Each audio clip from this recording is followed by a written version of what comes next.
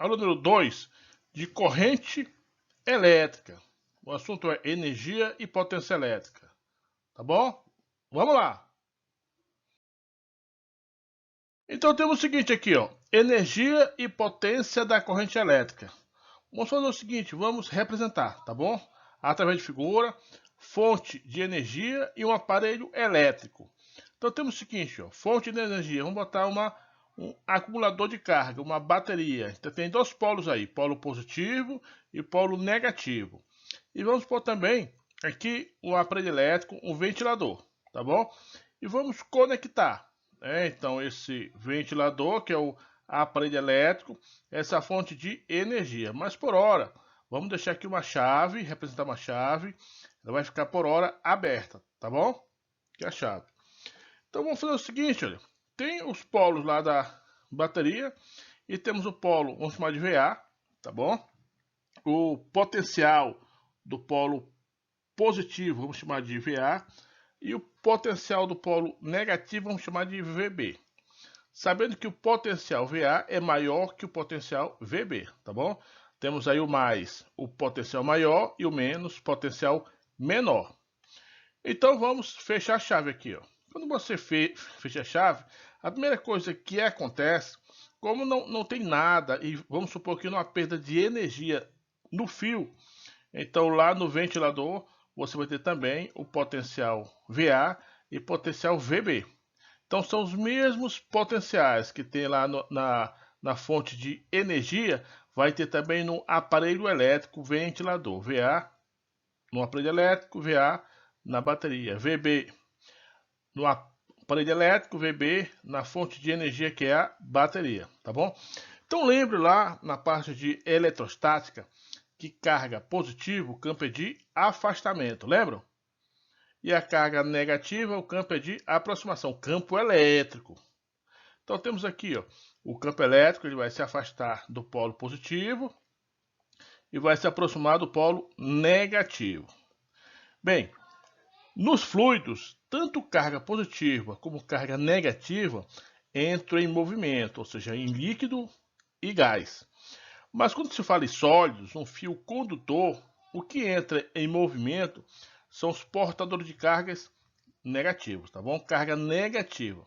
Então aqui vamos indicar como se fosse o elétron. Então o próton vai ficar fixo no núcleo do átomo e os portadores de carga livre são os elétrons.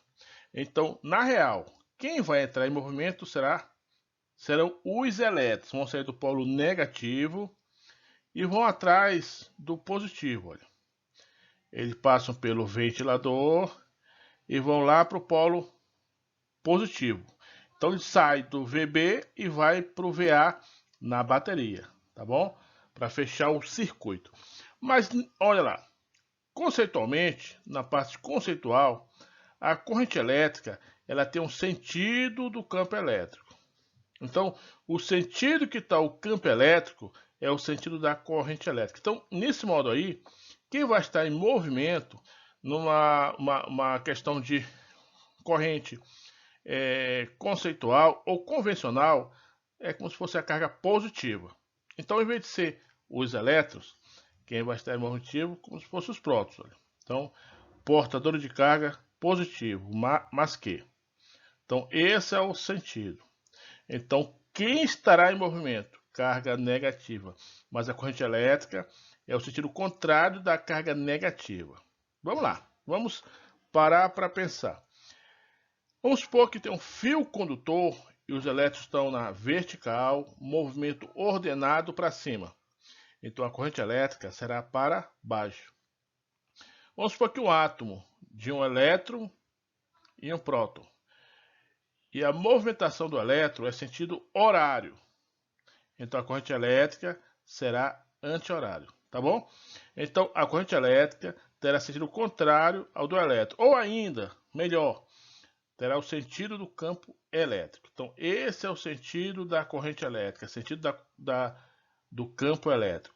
Ele vai sair do polo positivo VA, vai dar volta no sentido anti-horário, vai passar pelo ventilador VA-VB, passa pela chave e vai para o polo VB.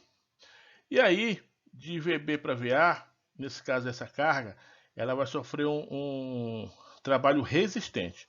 Mas vamos explicar melhor aqui. Ó. Nós já foi dito que o potencial do ponto A, do polo positivo na bateria é maior que o B, tá bom?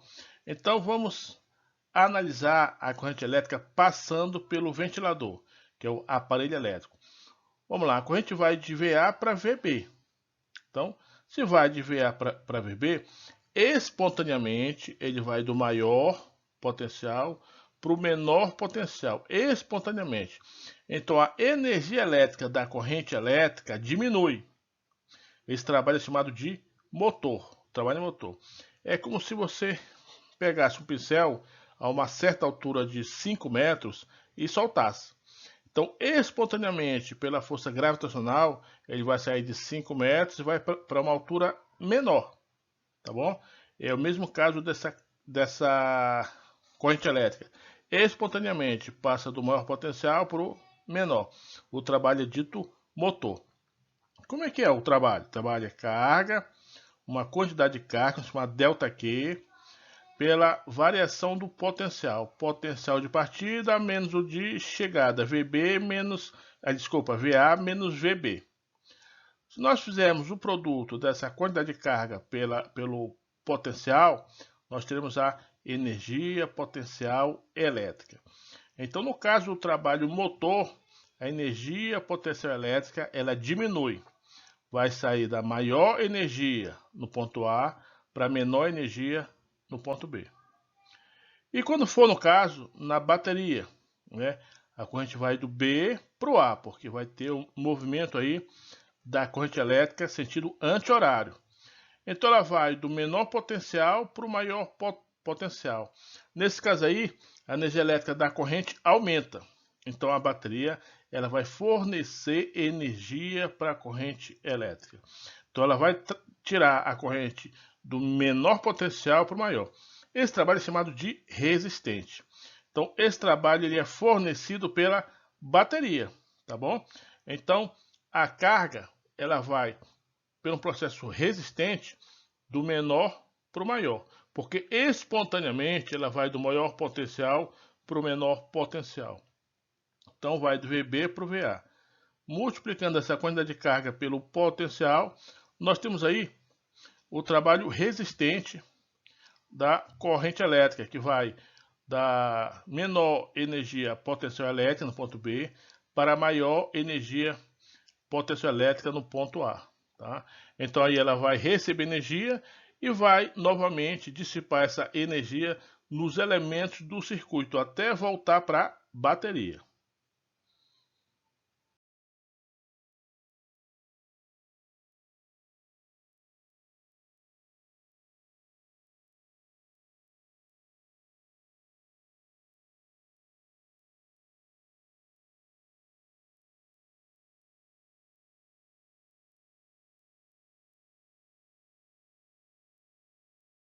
Então nós temos o seguinte aqui, ó, em relação à potência elétrica, né?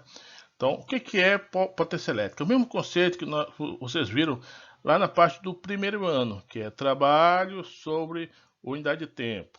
Então, aqui, no caso do trabalho, vou chamar de energia elétrica, tá bom? Energia elétrica pelo intervalo de tempo.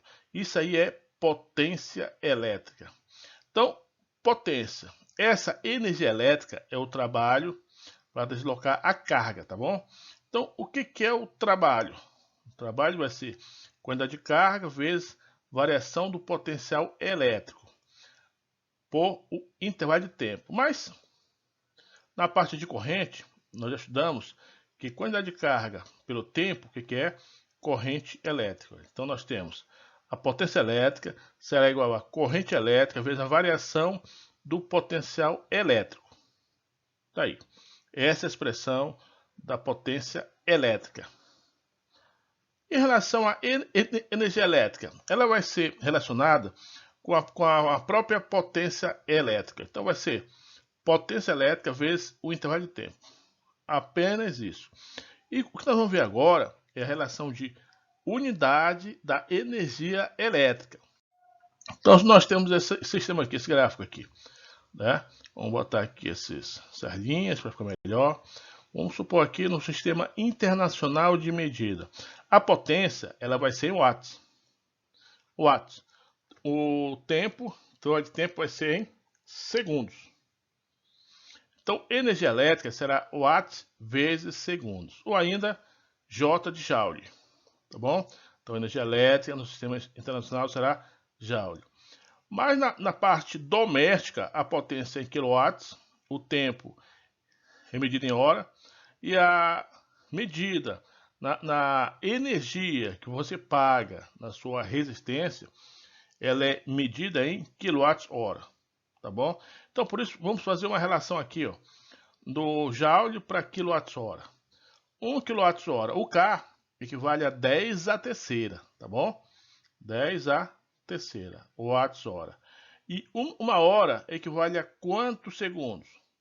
Equivale a 3.600 segundos. Então a gente faz, olha, multiplicando 1 vezes 3.600 e 10 à terceira, watts vezes segundos. Watts vezes segundos, nós já vimos lá no quadro, na primeira linha, watts vezes segundo equivale a joule, tá bom? E aí, 3,6 vezes 10 a sexta, a gente colocou o número em notação científica. Então, 1 kWh equivale a 3,6 vezes 10 a sexta joule, tá bom? Se precisar dessa transformação, nós já temos aí, beleza?